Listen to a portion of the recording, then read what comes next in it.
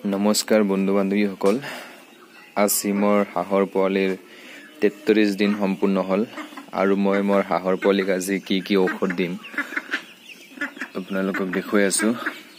কালি 32 দিনৰ দিনত মই ইয়াত মেডিচিন কমাই দিছিলোঁ, বেছিকৈ দিছিলোঁ।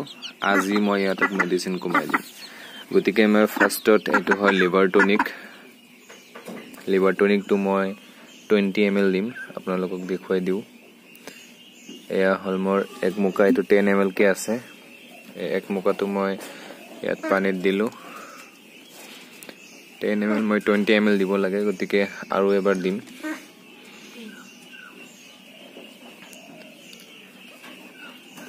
$10 ml আৰু ইয়াত হল 10 ml, তো গতিকে মোৰ 20 ml হৈ গল। অলপ ধুই দিওঁ, নহলে মুখাত লাগি থাকিলে আকৌ বটলটো বেয়া হয়। গতিকে এইটো লিভাৰ টনিক মই দিলোঁ। এইটো বায়'ব্ৰিক কোম্পানীৰ হয়, আপোনালোকে ল'ব পাৰে, ধুনীয়া কোম্পানী হয় লিভাৰ টনিক।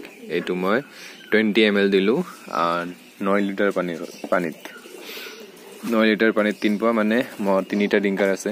3টা ডিংকাৰত মই এটা 3 কেজিকে হয়। তাৰপিছত হ'ল অষ্টবেটটো কি আপোনালোকে চাওক, মই এটা বস্তু দেখাই দিওঁ।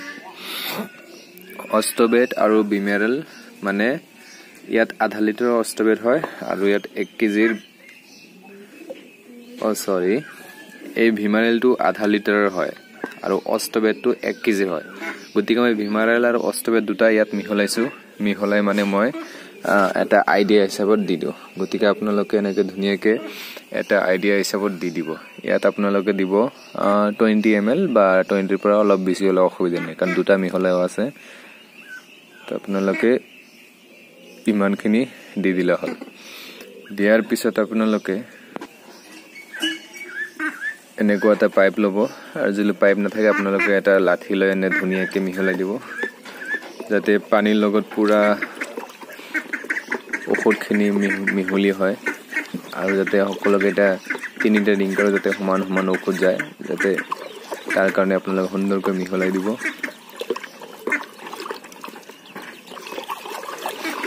দুয়োপিনে ঘূৰাই সুন্দৰকৈ মিহলাই দিব। মিহলাই দিয়াৰ পিছত আপোনালোকে মিহলাই হাঁহৰ পোৱালিক দিব পাৰে। আৰু আপোনালোকে চাওক, মই আজি এইটো ভিটামিন যিটো আছিল কেলফোফেৰল, এই কেলফোফেৰল ভিটামিনটো আজি মই ইউজ কৰা নাই, কাৰণ কালি মই ইউজ কৰিছিলোঁ। 2 দিন ইউজ কৰিলে হয় বা 2 দিন ইউজ নকৰিলে হয়। গতিকে আপোনালোকে এনেকৈ মিহলাই দিব। আৰু দানা মই আজি ইহঁতক কি দিম আপোনালোকক দেখুৱাই আছোঁ। আপোনালোকে দানা দিওঁতে এটা কাম কৰিব, পোনপ্ৰথমে চিটিকি পানী সৰু থকা যেতিয়া দিছিলে, এতিয়া ডাইৰেক্ট অলপ ইমানখিনি পানী আপোনালোকে দিব। ইমানখিনি পানী দিলে আপোনালোকৰ কি হয়, দানাটো যেতিয়া আপোনালোকে পোনপ্ৰথমে দানাটো ইহঁতক দিব, এনেকুৱা কিবা এটা বস্তু লৈ আপোনালোকে দানাবিলাক দিব। এনেকৈ দানাবিলাক যেতিয়া আপুনি পানীত দিব, এই দানাটো পানীৰ লগত একেবাৰে মিহলি হৈ যাব, লিকুইড টাইপৰ হ'ব।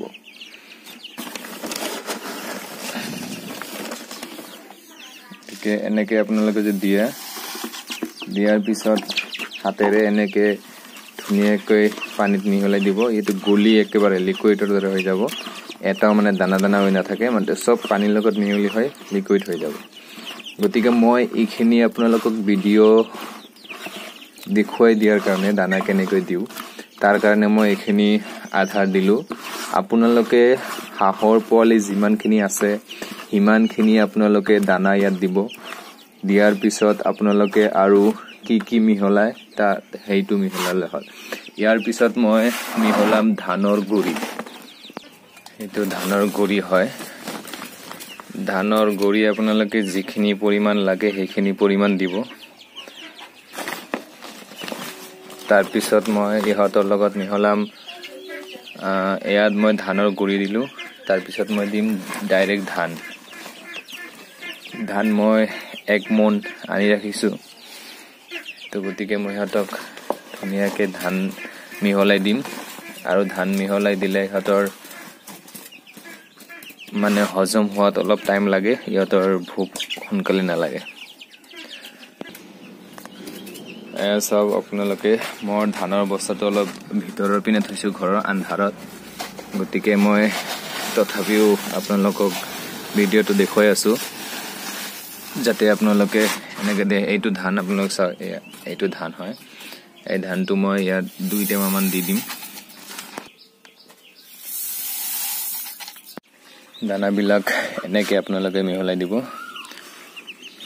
দানা ধানৰ গুৰি ধান চাওক এনেকৈ মিহলাইছো গতিকে অলপ শুকান অলপ ভিজা হ'ব লাগিব তেতিয়াহে খাব পাৰিব বেছি শুকান হ'লে আকৌ গলত লাগি যাব খাব নোৱাৰিব ডিঙিত অলপ ভিজা কৰি দিব যাতে খাব পাৰে আপোনালোকে চাই আছে মোৰ হাঁহৰ পোৱালিবিলাকৰ এনেকৈ ধুনীয়াকৈ দানা দিছো মই 6খন প্লেটৰ দানা দিছো তো 6খন প্লেটত ইহঁতে খুব ধুনীয়াকৈ খাই আছে আপোনালোকে চাই আছে আৰু আপোনালোকে এটা কথা মোক জনাব আজি মোৰ হাঁহৰ পোৱালি চাই 33 দিন বয়স হৈছে আৰু হাঁহৰ পোৱালিৰ গ্ৰোথ কেনেকৈ হৈছে আপোনালোকে মোক জনাব এয়া চাওক মোৰ হাঁহৰ পোৱালি এয়া চাওক গ্ৰোথ হ'ল নে হোৱা নাই আপোনালোকে মোক জনাব 1 মাহ 3 দিন হোৱাত গ্ৰোথটো ঠিক হ'ল নে নাই এই কথাষাৰ আপোনালোকে মোক কমেন্টৰ জৰিয়তে জনাব এয়া মোৰ হাঁহৰ পোৱালি হয় চাওক ধুনীয়াকৈ আধাৰ খাই আছে ইহঁতক মই কেনেকৈ আধাৰ দিলো আপোনালোকৰ হাঁহৰ পৰিমাণ হিচাপে আপোনালোকে আধাৰটো বনাব তেতিয়া হলে সবকেইটা হাঁহৰ পোৱালি খাই পেটটো ভৰি ল'ব চাওক খুব ধুনীয়াকৈ আধাৰ খাই আছে তো আজি মোৰ 33 দিন সম্পূৰ্ণ হ'ল মোৰ ভিডিঅ'খন চোৱাৰ কাৰণে আপোনালোকক ধন্যবাদ চেনেলটো সাবস্ক্ৰাইব কৰিব লগত থকাৰ কাৰণে ধন্যবাদ